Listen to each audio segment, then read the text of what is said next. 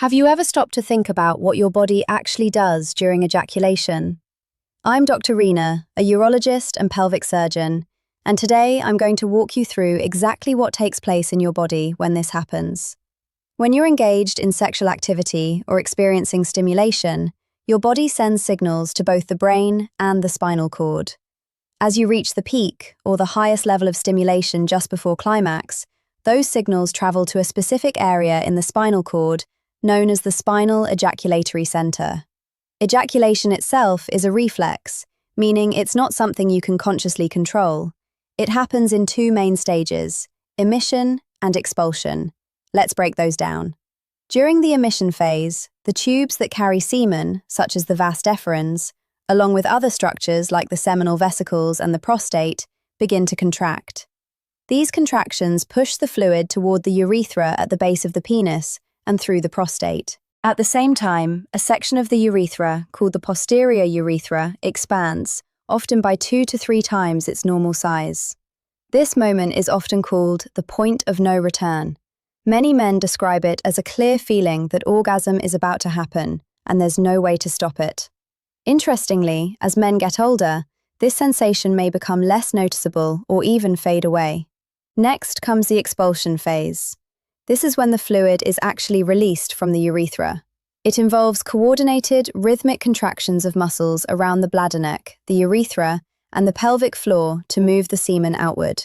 First, the bladder neck and its internal sphincter close off to prevent semen from flowing backward into the bladder, ensuring it moves forward instead. At the same time, the external urethral sphincter relaxes, allowing the fluid to pass through. A key muscle involved here is the bulbocavernosus muscle, which plays a major role in pushing semen out. Now, here's a question many people are curious about. How far does semen travel in a healthy individual? In younger men, it can be propelled anywhere from about 30 to 60 centimeters. As men age, muscle strength can decrease, and that distance may drop to around 15 centimeters. So, what can you do if you want stronger ejaculation? One helpful approach is doing Kegel exercises. I've discussed these in a previous video, but they're designed to strengthen the pelvic floor muscles and may improve the force of expulsion. For many men, these exercises feel unfamiliar at first. A simple way to identify the right muscles is to imagine stopping your urine midstream. That action uses your pelvic floor muscles. While you shouldn't regularly do this during urination, it can help you recognize the movement. Another method is trying to lift the penis slightly without using your hands, which also engages those muscles.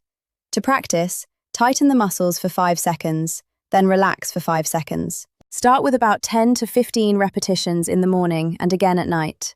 Begin while lying down so you can focus without involving other muscles. As you build strength, you can increase repetitions and try doing them while sitting, and eventually while standing. However, if you experience pelvic pain, discomfort during ejaculation, pain with erections, or testicular pain, it's important not to continue these exercises until you've consulted a urologist. I hope you found this explanation helpful.